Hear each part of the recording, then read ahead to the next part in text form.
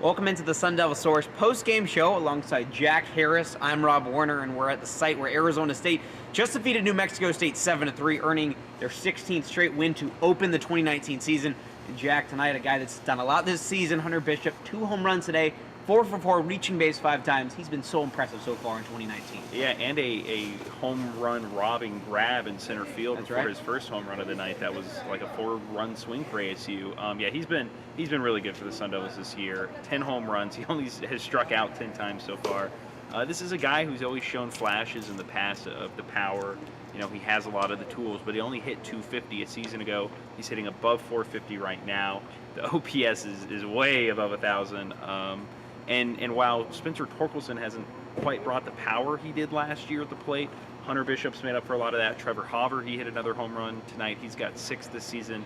He's making up for that in the lineup right now with those two really providing the pop. It's looking pretty dangerous for ASU. And the pitching staff for ASU tonight handled one of the toughest offenses in the nation in New Mexico State. Sam Romero getting the start, the lone senior for this ASU team, started, went 2 2/3 innings, just gave up 1 run. And then Eric Tolman, who earned the win tonight, went 2 2/3. What did you make of the pitching staff tonight? You know, they weren't their best tonight. They walked 4 batters, leadoff walks in 4 consecutive innings. Usually against offenses as explosive as New Mexico State's, it's going to come back and bite you. The young staff in a bullpen game, they did a good job working around some of that trouble tonight, which is a good sign because the bullpen has pitched pretty well for the most part. This was probably one of their more sloppy performances of the season, and the fact that they were able to limit New Mexico State, a team that's averaging more than a dozen runs per game coming in, that they're able to limit the Aggies to only 3 in a game going into the Pac-12 stretch of their schedule now. That was an important thing. Now, Blake Brazell, he did have to come out of the game because his velocity was down, the hard-throwing freshman. It's a little unknown what his deal is. Tracy Smith said it was just precautionary, that he's been throwing a lot in practice, working on secondary stuff. He might have been a little tired. We'll see.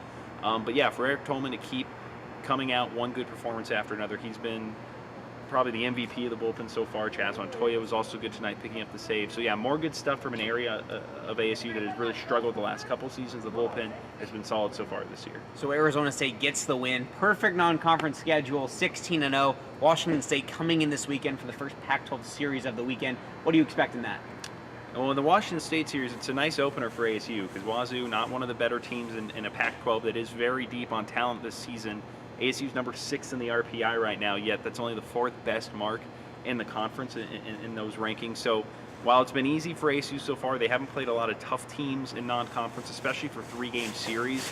That's going to change pretty soon. Washington State is going to be one of the easier series they play in the Pac-12. They're going to have to take advantage of it because they've put themselves in position to make a tournament run based on what they've done in the first third of the season. But it's going to get a lot tougher starting with Pac-12 play. Tracy Smith talked about that post-game, how every little mistake is going to become that much more magnified.